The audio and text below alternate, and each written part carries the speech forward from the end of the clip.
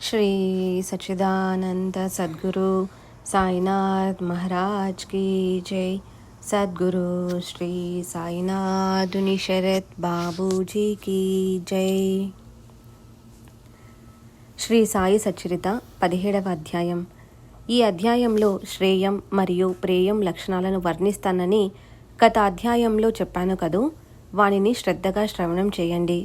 ప్రకాశం అంధకారం అన్యోన్య సంబంధంతో ఒకేలా ఉన్నా అవి పరస్పరం భిన్నంగా ఉంటాయి. శ్రేయ ప్రేయాలు అంతే. ప్రియమైన వాటి కొరకు పరుగులు తీసే మనస్సు గల వారు స్వార్థంతో పతనమైపోతారు. శ్రేయం వివేక రూపమైతే ప్రేయం అవివేక రూపం. శ్రేయాలకు సంబంధించిన విషయాలు కేవలం జ్ఞానానికి సంబంధించినవి, ప్రేయాల విషయాలు అజ్ఞానానికి సంబంధించినవి.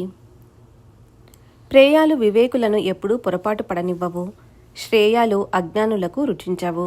కనుక కామినిలు యందు ప్రీతి, ఇంద్రియాలకు విషయ సుఖాలపై కోరిక ఉన్నంత వరకు, వివేక వైరాగ్యాలను సంపాదించుకోనంత వరకు ప్రేయాలే మధురంగా ఉంటాయి. నీరక్షీరాలు బాగా కలిసిపోయేలా ప్రేయాలు శ్రేయాలు కలిసే ఉంటాయి. మానస సరోవరంలోని హంస పాలను మాత్రం సేవిస్తుంది. ధీరులు, బుద్ధిమంతులు, అదృష్టవంతులు కేవలం శ్రేయాలనే అపేక్షిస్తారు.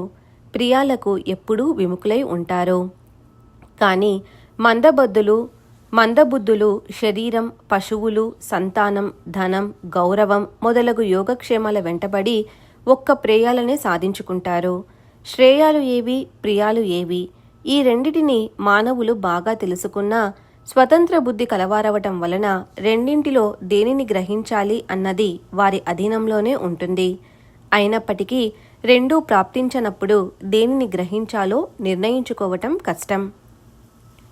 ప్రేయం మందబుద్ధులను జయించి వారిని ఆలింగనం చేసుకుంటుంది. నీరు కలిసిన పాలలో నుండి పాలను మాత్రమే గ్రహించే హంసల ప్రేయాన్ని వదిలి శ్రేయాన్నే స్వీకరించాలి. ఇదే పురుషార్థం. శ్రేయం మరియు ప్రేయం ఈ రెండూ మానవుల స్వాధీనంలో ఉన్నా వివేకహీనులు, మందబుద్ధులు వానిని తెలుసుకునే సమర్థులు కారు. ముందుగా శ్రేయం దేనిలో ఉంది అని నిశ్చయంగా తెలుసుకోవాలి. ఆ తరువాత ఏవైనా ప్రతిబంధకాలు కలిగితే వానిని పూర్తిగా తొలగించుకోవచ్చు. ఇక్కడే పురుషార్థాలు కళ్ళెదుట గట్టిగా నిలబడతాయి కనుక బుద్ధితో బాగా నిశ్చయించుకొని శ్రేయాల కొరకే పోరాడాలి. ప్రపంచం యొక్క చక్రభ్రమణం అంతుపట్టనిది. అహర్నిశలు ఆగకుండా తిరుగుతూనే ఉంటుంది. భయంకరము, నివారించడానికి వీలుకాని ఆధ్యాత్మికాది 3 తాపాలను మానవులు సహిస్తారు. దానివలన అత్యధికమైన దుఃఖాలను సహిస్తూ విసిగిపోయి వానిని తొలగించుకోవటానికి సుఖకరమైన సాధనాలను వెతుకుతారు.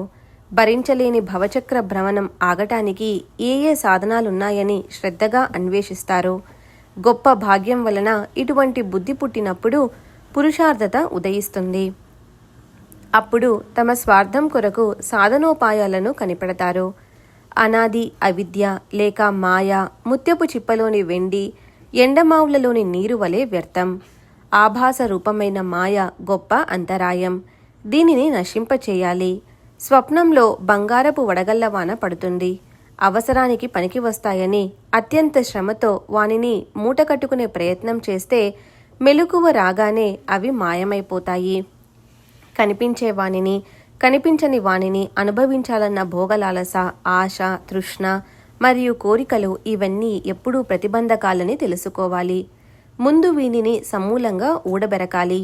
సూర్యకాంతిలో చూడలేని దానిని, బుద్ధికి అందని దానిని, వేద శృతులకు అంతుపట్టని దానిని గురువు తమ చేత్తో చూపిస్తారు. కామ క్రోధాలనే ఈ 2 మనోవృత్తులు జ్ఞానప్రాప్తిని కలుగనీయవు. పైగా శ్రవణ, మనన, సమాధులను వెంటనే భంగం చేస్తాయి. దీపం కర్పూరంతో సమాగమమైతే పరస్పరం ఒకదానిని మరొక దానితో తోసేయటం సాధ్యమా? ఆ రెండూ కలవటమే తడవుగా కర్పూరం దీపమై వెలుగుతుంది. శృతి స్మృతులయందు అవిహితమని చెప్పిన దుష్కర్మలలో అనవరతం మునిగి ఉండి విహితావిహిత కర్మలను తెలుసుకోలేని వ్యక్తి శాస్త్రజ్ఞాని అయితే మాత్రం ఏం ప్రయోజనం? అట్లే అంతఃకరణంలోని కలవరం కారణంగా ఎప్పుడూ అశాంతిగా ఉండేవారు ఇంద్రియ లోలత్వం వలన మనసులో ఆందోళన పడేవారు జ్ఞానంలో పరిపూర్ణులు కాలేరు. ఆచారాలను ఎరిగిన గురుపుత్రుడు మనసులో సంతృప్తిని కలిగి ఉంటాడు. నిశ్చలమైన మనస్సుతో ఆత్మానుసంధానం చేసేవాడొక్కడే జ్ఞాన సంపన్నుడు. సంసారి అయినా మోక్షాన్ని కోరేవాడైనా తన అసలు గమ్యానికి చేరుకోవాలంటే శరీర రథాన్ని స్వాధీనంలో ఉంచుకోవాలి. కేవలం వాచాలుడు ఏం చెయ్యగలడు? ఇక్కడ వాగ్ధాటికి చోటు లేదు. అసలైన అభ్యాసం అవసరం. శరీరాన్ని రథంగా భావించి స్వయం స్థిరంగా కూర్చోవాలి. శరీరం అనే రథంలో తన బుద్ధిని సారథిగా చేసి దానిలో యజమాని స్వయంగా స్థిరమైన మనస్సుతో కూర్చోవాలి.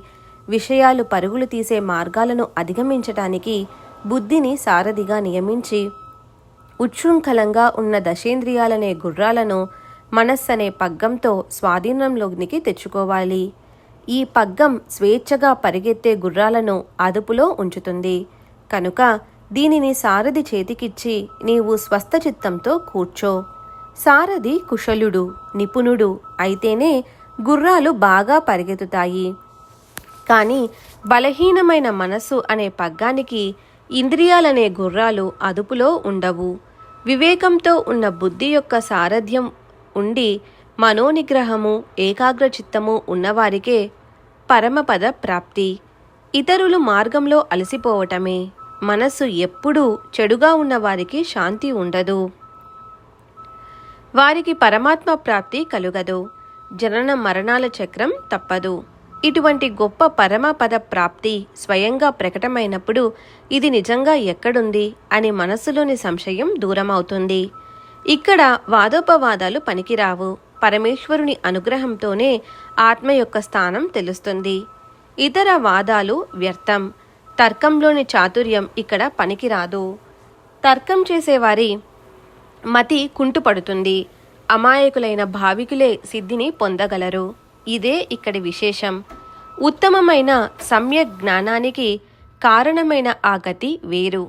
ఆ బుద్ధి కూడా వేరుగా ఉంటుంది. ఉత్తమమైన జ్ఞానాన్ని ప్రసాదించే ఆగమాలను ఎరిగినవారు వేరుగానే ఉంటారు. అమూల్యమైన శరీరం వృధాగా పాడైపోతూ ఉంది. ధనకాంక్ష మధ్యాహ్నపు నీడ వంటిదని మరియు హరి యొక్క మాయ దుర్గమమ్మని తెలుసుకొని సత్పురుషుల చరణాలను ఆశ్రయించాలి. సత్పురుషులు భవసాగరాన్ని దాటించే నౌకలు. నీవు వానిలో ఒక ప్రయాణికుడవు కావాలి. వారు తప్ప తీరానికి చేర్చగల సమర్థులు ఎవరు? వివేక వైరాగ్యాల జంటను మూటకట్టుకున్న వారు జడులైనా మూడులైనా రాయి వంటి కఠినులైనా భవసాగరం దాటటం వారికి కష్టం కాదు. భగవంతుని షడ్గుణ ఐశ్వర్యాలలో వైరాగ్యం వారి ప్రథమ ఐశ్వర్యం. అది మహాభాగ్యవంతులకు తప్ప ఇతరులకు దుర్లభం. విహిత కర్మలను చేయకపోతే చిత్తశుద్ధి జరగదు. చిత్తశుద్ధి లేక జ్ఞాన సంపాదన సంభవం కాదు. కనుక కర్మ ఒకటే జ్ఞానప్రాప్తికి మూల కారణమని తెలుసుకోవాలి. నిత్య నైమిత్తిక కర్మానుష్ఠాల ద్వారానే మనోమాలిన్యాలు క్షాళనమవుతాయి. ఇలా పరిశుద్ధమైన అంతఃకరణంలో వివేక వైరాగ్యాలు ఉత్పన్నమై శమదమాది సాధనా సంపత్తి లభించి ఈ శరీరమందే మోక్షప్రాప్తి కలుగుతుంది. ఫలాపేక్షను త్యజించి ఏకాగ్రచిత్త యోగంతో గురువును అనన్య శరణుజొచ్చు వారిని సద్గురువులు అక్కున చేర్చుకుంటారు. బాహ్య ప్రవృత్తి లేని భావికులు అనన్య భక్తులు జ్ఞానప్రాప్తితో ప్రజ్ఞావంతులవుతారు. ఇతర ఉపాయాలు పనికిరావు.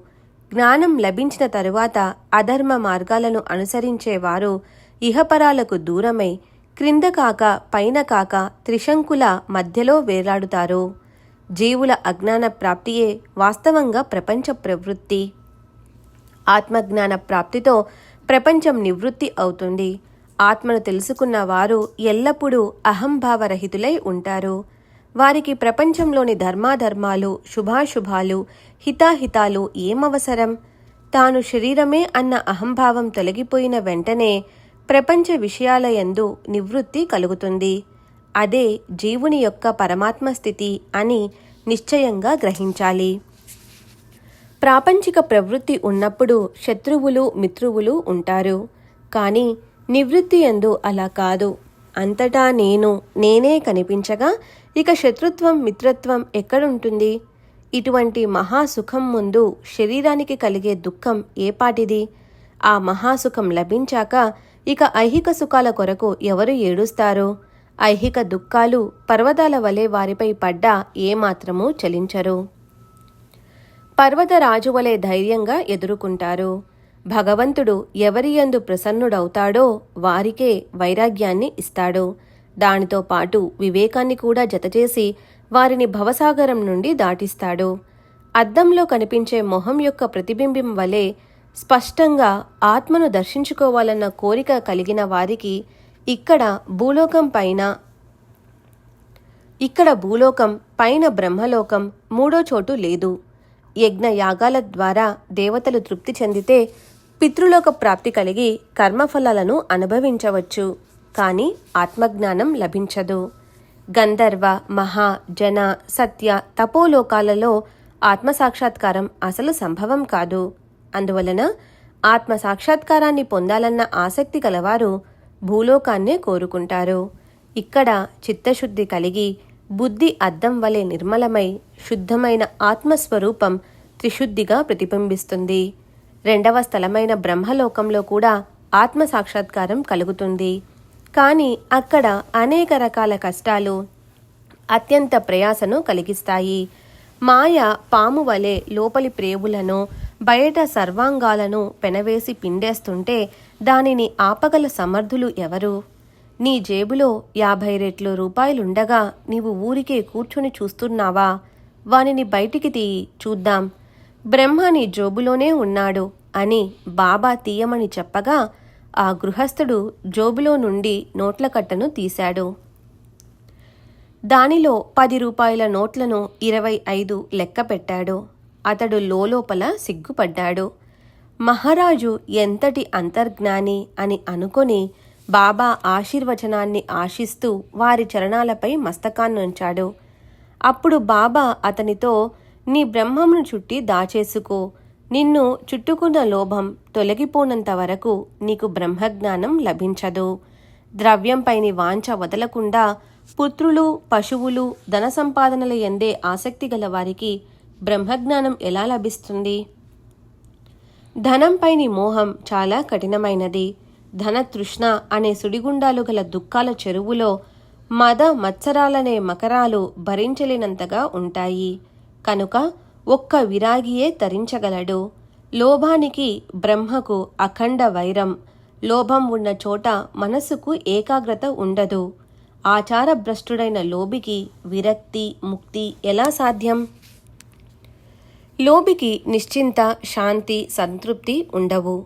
మనస్సులో ఒక్క లోభముందా సాధనలన్నీ మట్టుకొట్టుకుపోతాయి. శృతులు, స్మృతులు అవిహితమని నిషేధించిన కర్మలను ఆచరించడంలోనే సదా ఆసక్తులైన దుశ్చరితులకు చిత్తశాంతి ఉండదు. వారిని విక్షిప్త క్షిత్తులని అంటారు. వారు ఎల్లప్పుడూ దుష్కర్మల యందే నిమగ్నులై ఉంటారు. మంచి చెడు చూడక ఎప్పుడూ విషయాలనే బురదలో పొర్లుతుంటారు. ఎంతటి విజ్ఞాన సంపన్నుడైనా ఫలాపేక్ష యందు విరక్తి కలుగునంత వరకు జ్ఞానం వ్యర్థం. అతడు ఆత్మసంపన్నుడు కాలేడు. ఎవరైనా ఏదైనా కోరటానికి వచ్చినప్పుడు సత్పురుషులు ముందు అర్హతను చూస్తారు. వారి వారి యోగ్యతలను బట్టి వారికి ఇస్తారు. అహర్నిశలు శరీరాభిమానంతో మనస్సులో విషయ చింతన ఉన్నవారికి గురూపదేశం వ్యర్థం. వారికి ఇహపరాలు రెండూ ఉండవు. చిత్తశుద్ధి లేకుండా పరమార్థ మార్గంలోనికి ప్రవేశించాలని అనుకుంటే తమ జ్ఞాన గర్వాన్ని చాటుకోవడమే కాని అది నిజంగా వ్యర్థం. తమకు నచ్చిన విషయాన్నే చెప్పాలి. జీర్ణమయ్యేటంత అన్నమే తినాలి. లేకపోతే అన్నం వ్యర్థమై అజీర్ణమవుతుందని అందరికీ తెలిసిందే కదా. నా భోషానం పూర్తిగా నిండి ఉంది. ఎవరు దేనిని అడిగినా ఇవ్వగలను. కానీ పుచ్చుకునే వారి తాహత్తును చూచి వారు భరించగలిగినంతే ఇస్తాను. దీనిని శ్రద్ధగా వింటే నీవు కృతకృత్యుడవవుతావు. ఈ పవిత్రమైన మసీదులో కూర్చొని నేను అసత్యవచనాన్ని పలకను. ఇది సత్పురుషుని వాక్కు నుండి ప్రవహించిన అమృత ఝరి. దీనిలో భక్తిగా మునకలు వేస్తే మలక్షాళనమై అంతర్బాహ్య పరిశుద్ధి కలుగుతుంది. ఇటువంటి సాయినాథుని మహిమను వర్ణించసాగితే దానికి అంతం లేదు. నిరుపమానమైన వారిని ఏ ఉపమానంతో చెప్పగలం? వారు నిర్మలమైన ప్రేమకు మాత్రం అధీనులు. వారు సకల జనులకు తల్లి. ఆర్తులకు, కష్టాలతో అలసిపోయిన వారికి వారు విశ్రాంతి ధామం. ఆశ్రితులకు కల్పవల్లి, దీన దుర్బలులకు నీడ. ప్రపంచానికి తిలోదకాలు వదిలి మౌనంగా పర్వతాలలో, గుహలలో ఏకాంతవాసంలో తమ శ్రేయస్సును సాధించుకునేవారు ఉంటారు. అటువంటి సాధువులు చాలామంది ఉంటారు. వారు కేవలం తమ స్వార్థాన్ని లేదా పరమార్థాన్ని సాధించుకుంటారు. వారు ఇతరులకు ఏం ప్రయోజనం? సాయిబాబా అటువంటి కోవకు చెందినవారు కారు. వారుకు ఆప్తులు, ప్రియబంధువులు, ఇల్లు, వాకిలి, భార్యా పిల్లలు ఎవరూ లేకున్నా ప్రపంచంలోనే ఉన్నారు. 5 ఇళ్లలో కరతల భిక్షను స్వీకరించి 24 గంటలు చెట్టు క్రిందే ఉంటూ తమకంటూ ఏమీ లేకున్నా ప్రపంచ వ్యవహారాలన్నింటినీ బోధించేవారు. తాము బ్రహ్మీస్థితిలో ఉండి కూడా ప్రజల శ్రేయస్సు కొరకు శ్రమపడేవారు. మహాజ్ఞానులైన ఇటువంటి సత్పురుషులు జగత్తులో చాలా అరుదుగా ఉంటారు. ఈ పవిత్ర రత్నం జన్మించిన ఆ కులం ధన్యం, ఆ వంశం ధన్యం, ఆ దేశం ధన్యం, పవిత్రులైన ఆ తల్లిదండ్రులు ధన్యులు. అనాయాసంగా పరశువేదిని లభిస్తే పాషాణమనుకొని పారవేసుకున్నట్లు షిరిడీలోని ఈ పరమ భాగవతోత్తముని చాలా కాలం వరకు ఎవరూ తెలుసుకోలేదు. చెత్తకుప్పలో పడి ఉన్న రత్నం పిల్లలకు దొరికితే దాన్ని రాయి అని అనుకొని వారి ఇష్టమొచ్చినట్లు సంతోషంతో ఎగరవేసి కాల్తో తొక్కుతారు. మొదట బ్రహ్మజ్ఞానాన్ని కోరి వచ్చిన వ్యక్తి బాబా ఆశీస్సులతో తృప్తి చెందాడు. కఠినమైన మార్గాన్ని వదలాలి. నాకైనా మీకైనా అందరికీ అదే మార్గం. శబ్దాలను వింటూ, స్పర్శసుఖాన్ని గ్రహిస్తూ, సువాసనలను ఆఘ్రానిస్తూ, బయట కనిపించే రూపాలను చూస్తూ ఇలా బాహ్య విషయాలను సేవిస్తున్నంత వరకు ఇంద్రియాలకు విషయాలపై సంయమనం కుదరదు. విషయ సుఖాలపై విముఖత లేకుండా, ఇంద్రియాలను నిగ్రహించకుండా ప్రత్యేగాత్మ దర్శనం అంటే ఆత్మజ్ఞానం అశక్యం. ముందు ఈశనత్రయాలను వదిలి దృఢమైన శ్రద్ధా విశ్వాసాలతో సద్గురువుకు అనన్య శరణు పొందేవారు ఆత్మజ్ఞానానికి పాత్రులు.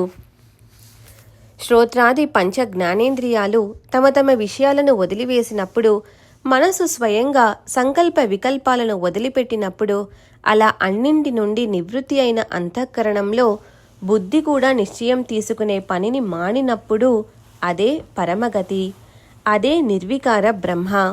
బుద్ధి నిశ్చయ శూన్యమై మనసు కూడా చైతన్యమయమై ఆ పరమాత్మ ఒక్కడే తప్ప అన్యులెవరూ లేరని ఆత్మని తెలుసుకున్నవారు ధన్యులు. విషయ సుఖాల నుండి విముఖులైన వారి ఇంద్రియాలు ఆత్మోన్ముఖమవుతాయి. అప్పుడే నిజమైన ఆత్మసుఖం ప్రకటమవుతుంది. ఇతరమైనవన్నీ సుఖాలు కావు. విషయ వికారాలతో కప్పబడి అతి సూక్ష్మంగా ఉన్న ఆత్మ జ్ఞానాన్ని గ్రహించటం కష్టం. పరమానంద ప్రాప్తికి సరియైన సాధనలను తెలుసుకోవటం అతి కఠినం. హిరణ్యగర్భ పదవి వరకు ఇహపర సుఖాల యందు విరక్తి కలిగిన వారే బ్రహ్మ పదమునకు అభిషిక్తులు. అట్టివారే ముక్తులను గ్రహించాలి. మనసును విషయాల నుండి మెల్లమెల్లగా వెనుకకు మరలించి ఆత్మస్వరూపంలో స్థిరపరిచి ఆత్మజ్ఞానాన్ని సంపాదించాలి. ఇహలోక పరలోక సుఖాలయందు వైరాగ్యం కలిగి హర్షశోకాది ద్వంద్వాలను త్యజించిన బుద్ధిమంతులకే ఈ సుఖం. ఇదే ఆధ్యాత్మ యోగం. అది దైవిక, ఆధ్యాత్మిక, అధిభౌతికాలనే తాపత్రయాల బడబణాల జ్వాలలలో బాగా మసిలిపోతున్న భవసాగరంలోని నీటిలో ఎవరు సుఖంగా ఉండగలరు? దాని నుండి తమను తాము ఉద్ధరించుకోవటానికి సాయిబాబా అనుగ్రహాన్ని పొందాలి. వారి చరిత్రను శ్రద్ధగా శ్రవణం, మననం చేయాలి. సాయినాథుని చరిత్రలోని వారి విచిత్ర లీలలను శ్రోతలు పుత్రమిత్ర బంధు కలత్రాలతో సహా వింటే ఇహపర సుఖాలు లభిస్తాయి. భాగ్యవంతులు, శ్రద్ధాలువులైన శ్రోతలు ఈ కథలను ఏకాగ్రతతో వింటే శాంతికే శాంతి లభిస్తుంది. ఈ కథ నిర్జరీ ప్రవాహంలో కర్మాకర్మలనే లవణం కరిగిపోతుంది. శ్రవణ ద్వారాల నుండి సాయి యొక్క సుందర రూపం నయనాలలోనికి ప్రవేశిస్తుంది. ఈ చరిత్ర శ్రవణంతో పాతకాలు నశిస్తాయి. ఈ చరిత్ర శ్రవణంతో కాలునితో పోరాడి విజయాన్ని పొందుతారు. ఈ చరిత్ర శ్రవణంతో శ్రోతలు పరమోత్సాహాన్ని, ఉల్లాసాన్ని అనాయాసంగా పొందుతారు. ఈ చరిత్ర శ్రవణంతో అంతఃకరణం పరిశుద్ధమవుతుంది. శ్రవణంతో జనన మరణాలు వదిలిపోతాయి. శ్రవణంతో శ్రోతలు బ్రహ్మత్వాన్ని పొందుతారు. శ్రవణం కేవలం బ్రహ్మార్పణ బుద్ధితో చేయాలి. ఇలా సాయి సేవను కోరుకునే సేవకులను, భక్తులను శ్రీ సాయిరాముడు నిష్కాములుగా చేసి వారి మనసుకు ఎల్లప్పుడూ విశ్రాంతిని కలిగిస్తారు. శ్రోతలారా, అనుదినము ఈ గ్రంథంలోని ఒక్క అధ్యాయాన్ని అయినా అధ్యయనం లేదా శ్రవణం, మననం, నిధిధ్యాసనం మరియు పరిశీలనం చేయండి. ఆనందో బ్రహ్మేతి వ్యజనాత్ అని తైత్తిరీయ ఉపనిషత్తులోని ఈ వచనం బాగా ప్రసిద్ధి చెందినది. శృతి సిద్ధాంతమైన ఈ వచనాన్ని బాబా తమ భక్తులకు తమ పద్ధతిలో బోధ చేశారు. మీరు కించిత్తైనా దిగులు పడకండి, ఎల్లప్పుడూ ఆనందభరితులై ఉండండి, మరణం వరకు ఏ చింత పెట్టుకోకండి అని బాబా ఎప్పుడూ బోధించేవారు. ఈ అధ్యాయం యొక్క ఉద్దేశం బ్రహ్మతత్వాన్ని నిర్ధారించడం. ఇది సాయికి శరణుజొచ్చిన వారిని భవసాగరాన్నుండి తరింపచేసే నౌక. బాబా పదే పదే భక్తులకు హితవచనాలను చెప్పి పరోపకారం చేస్తూ వారిని అనుసరిస్తూ తదనుసారం ప్రవర్తించేవారు. ఇది మంచి, ఇది చెడు అన్న ఈ అభిప్రాయ భేదాలు కేవలం వ్యక్తిగతం. దీనివలన సామాన్య జనులకు సంతోషం కలుగుతుంది. అదే ఈ గ్రంథం యొక్క ప్రయోజనం.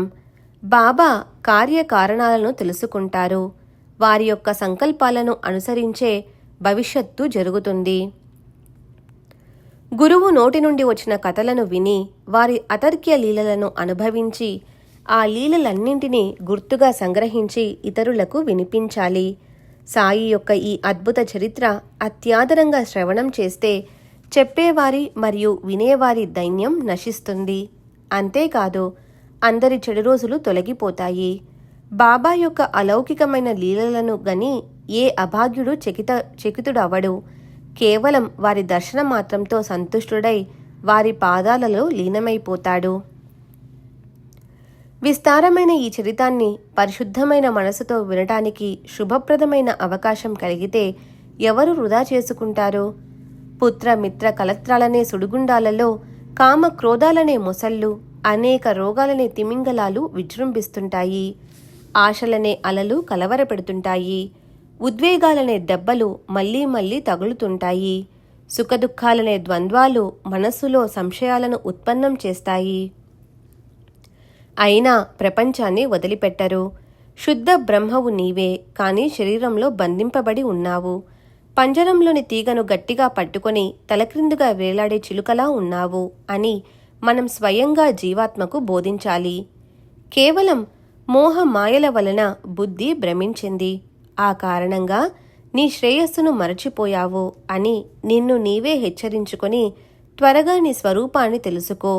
భ్రమ కారణంగా భ్రమ అధికమై మనస్సులో దేహాభిమానాది సంభ్రమాలు కలుగుతుంటాయి.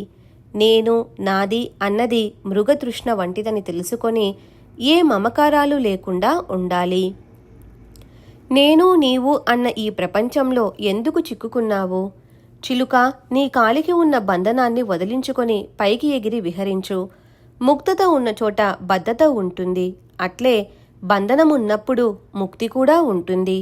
ఈ ఉభయ దశలను దాటి శుద్ధ ఆత్మస్వరూపమందు స్థిరపడాలి. ఇదే సాక్షేప జ్ఞానం. సుఖం మరియు దుఃఖం అనే అజ్ఞానాన్ని వదిలి జ్ఞానాన్ని సాధించుకుంటే బ్రహ్మజ్ఞానం సమీపంలోనే ఉన్నట్లు. శరీరంలో నేను నీవను భేదభావం ఉన్నంత వరకు నీవు సాహిత్యాన్ని తెలుసుకోలేవు. అందువలన నీ నా అన్న దాన్ని వదిలేసేయి. కృపణునిలా శరీరాన్ని అంటిపెట్టుకోవటం మానేసి నిన్ను నీవు తెలుసుకో. కుబేరుని వంటి ధనవంతుడు భిక్షావృత్తితో తిరుగుతుంటే అది కేవలం అజ్ఞానం వలన ఆపాదించుకున్న దౌర్భాగ్యమే.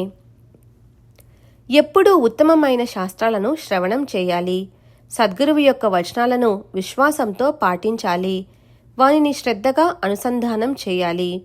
గురువుల ఆచార పద్ధతులను చూచి జనులు తమను ఉద్ధరించుకోవటానికి మార్గాలను ఎన్నుకుంటారు. అలా అసంఖ్య జీవులు ఉద్ధరింపబడి మోక్షాన్ని సహజంగా పొందుతారు. భవ బంధనాలు విడిపోయి గడియ ఎప్పుడు వస్తుందా అని అహర్నిశలు ఆలోచించేవారు త్వరగా విముక్తిని పొందుతారు. ప్రపంచం నిస్సారమని బాగా తెలుసుకొని వీలైనంత వరకు ఏకాంతాన్ని సదుపయోగం చేసుకొని ఏకాంతంలో ఎప్పుడూ అధ్యయనంలోనూ ఆత్మచింతనలోనూ ఉండాలి. శిష్యులు సంపూర్ణ వినయ విధేయతలు, శ్రద్ధ, భక్తి గల మనసుతో సాష్టాంగపడి శరణు వేడితే తప్ప గురువు జ్ఞాననిధిని ప్రసాదించరు. గురువుకు సర్వస్వాన్ని అర్పించి వారి శుశ్రూష చేయాలి. బంధ మోక్షాల గూర్చి బాగా తెలుసుకోవాలి. విద్య అవిద్య గురించిన ప్రశ్నలను గురువును అడిగి తెలుసుకొని సఫలతను చెందాలి. ఆత్మ ఎవరు, పరమాత్మ ఎవరు అన్న విషయాలను గురువు తప్ప ఎవరూ చెప్పరు. గురువుకు సంపూర్ణంగా శరణాగతులైతే తప్ప వారు ఏ కాస్త జ్ఞానాన్ని ప్రసాదించరు. గురువు కాక ఇతరులెవరైనా జ్ఞానబోధ చేసినా దానితో భవబంధనాలు విడిపోవు. అది కించిత్తైనా మోక్షఫలప్రదం కాదు. అది మనసులో అసలు నాటుకోదు. గురువు వినా జ్ఞానప్రాప్తి లేదని పండితులందరికీ విదితమే. బ్రహ్మ మరియు ఆత్మ ఒక్కటే అన్న విషయాన్ని అనుభవింపచేసే సామర్థ్యం గురు చరణాలకే ఉంది. అక్కడ ఏ సందేహాలు లేకుండా దర్పాభిమానాలను వదిలివేసి గురువుకు సాష్టాంగ దండప్రణామం చేసి వారి చరణాలపై శిరస్సుంచాలి. దృఢమైన మనసుతో గురు చరణాలను గట్టిగా పట్టుకొని నేను మీ దాసానుదాసుణ్ణి, మీ పాదాలనే నమ్మాను అని నోటితో అంటే చాలు. ఇక వారి చమత్కారాన్ని చూడండి. దయాసాగరులైన ఆ గురువు తమ అనుగ్రహమనే అలల శయ్యపై తేలి ఆడించగలరు. తమ అభయహస్తాన్ని శిరస్సుపై నుంచి ఇడపింగల నాడులను సరిచేసి సమస్త పాతకాల రాశిని దహించి వేసి నుదుట విభూతిని పెడతారు. ఆ విధంగా బాబా బ్రహ్మజ్ఞానాన్ని కోరి వచ్చిన వ్యక్తిని కేవలం నిమిత్తమాత్రునిగా చేసి భక్తులకు బ్రహ్మ నిరూపణను, జీవుని శివుని ఐక్యతా జ్ఞానాన్ని సంపూర్ణంగా బోధించారు. ఇంతటి గొప్ప విద్య, అనుపమానమైన ప్రజ్ఞ ఉన్న సాయి మహారాజుకు హాస్యరసం ఎందుకు ఇష్టం, వినోదం వారికి ఎందుకు ప్రీతికరం అని సహజంగా అనుమానం కలుగుతుంది కదూ. బాగా ఆలోచిస్తే ఒక్కటే సమాధానం. శ్రద్ధగా వినండి. పసిపిల్లలతో మాట్లాడుతూ వారి వచ్చిరాని ముద్దు మాటలతో ఆనందిస్తున్నప్పుడు మనమెవరైనా పెద్దవారిలా ప్రవర్తిస్తామా? ఆ ప్రేమను శబ్దాలు వర్ణించగలవా? వినోదంగా హాస్యాలతో జ్ఞానబోధ ఒక కళ. పొట్టలో ఏ రోగం ఉందో పిల్లలకు తెలుస్తుందా? వారికి మందు మాత్రలు తల్లి ఇవ్వాలి. వారు ఒకవేళ మందు త్రాగక మొండికేస్తే వారిని ఒకప్పుడు బ్రతిమాలి బామాలి, లేదా ఒకప్పుడు కళ్ళు ఎర్ర చేసి, లేదా బెత్తం దెబ్బలు తగిలించి, లేదా ఒకప్పుడు ప్రేమగా గుండెలకు హత్తుకునేది తల్లియే. బాలురు పెద్దవారయ్యాక వారి బుద్ధి తీవ్రతను, బుద్ధి మాంద్యాన్ని గమనించి వారిని లాలించాలి. అట్లే జ్ఞానంలో కూడా తీక్షణమైన బుద్ధిగల వారు జ్ఞానోపదేశాన్ని క్షణం ఆలస్యం లేకుండా త్వరగా గ్రహిస్తారు. అదే మందబుద్ధి గల వారి తలకెక్కించటం చాలా కష్టం. జ్ఞాననిధి అయిన సాయి సమర్థులు ముందు భక్తుల యొక్క బుద్ధిని, వారి పాతతను నిర్ధారించి జ్ఞానాన్ని సమృద్ధిగా వితరణ చేస్తారు. వారు పూర్ణ అంతర్జ్ఞాని. వారికి అందరి గురించి ముందే తెలుసు. వారి వారి అర్హతలను అనుసరించి సాధనను నియమిస్తారు.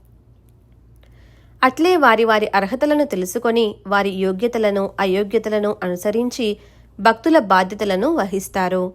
మనం పైకి వయసు మలిన వారి వలె కనిపించినా సాయి సిద్ధుని ఎదుట నిజంగా పిల్లల కంటే పిల్లలం.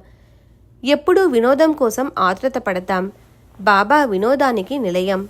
ఎక్కడ ఎవరికి ఏది రుచిస్తుందో చక్కగా తెలుసుకొని భక్తుల కోరికలను తీర్చి వారిని సంతుష్టులను చేస్తారు. బుద్ధిమంతులు గాని లేదా మందబుద్ధులు గాని ఈ చరిత్రను పఠిస్తే పరమానందం కలుగుతుంది. శ్రవణం చేస్తే వినాలనే కుతూహలం పెరుగుతుంది. మననం చేస్తే సంతృప్తి, ఆనందం లభిస్తాయి. మరలా మరలా పఠిస్తే పరమార్థ జ్ఞానం కలుగుతుంది. నిధిధ్యాసనలు చేస్తే మహదాహ్లాదం, అనంతమైన సుఖం లభిస్తాయి. ఇది ఇటువంటి అమోఘమైన లీల. ఇలాంటి అనుభవాన్ని కించిత్తైనా పొందిన భాగ్యవంతులు కాయ వాచ మనస్సులతో సాయికి అంకితమైపోయారు. సాయి లీలలు తర్కానికి అంతుపట్టనివి. హేమాడ్ సాయి చరణాలకు శరణుజొచ్చి బ్రహ్మజ్ఞానం కోరి వచ్చిన వ్యక్తిని నిమిత్తమాత్రునిగా చేసి భక్తుల శ్రేయస్సుకై బాబా వినోదం ద్వారా జ్ఞాన ప్రదానం చేయడం చెప్పాడు. తరువాతి అధ్యాయం ఇంతకంటే మధురమై శ్రవణార్థుల కోరికను తీరుస్తుంది. బాబా నా మనసులో రహస్యంగా ఉన్న కోరికను స్పష్టంగా వెల్లడి చేసి తీర్చటం. నేను మాధవరావు వద్దకు వెళ్ళి అతనికి బాబా యొక్క సందేశాన్ని అందించి బాబా యొక్క అనుగ్రహాన్ని పొందిన విషయాన్ని సంపూర్ణంగా వినండి. స్వస్తి శ్రీ సంతసజ్జన ప్రేరితము భక్త హేమాడ్ పంత్ విరచితము అయిన శ్రీ సాయి సమర్థ సచ్చరితంలో బ్రహ్మజ్ఞాన కథనమును 17వ అధ్యాయం సంపూర్ణం. శ్రీ సద్గురు సాయినాథార్పణమస్తు. శుభం భవతు. శ్రీ సచ్చిదానంద సద్గురు సాయినాథ్ మహారాజ్ కీ జై. సద్గురు శ్రీ సాయినాథుని శరత్ బాబూజీ కీ జై.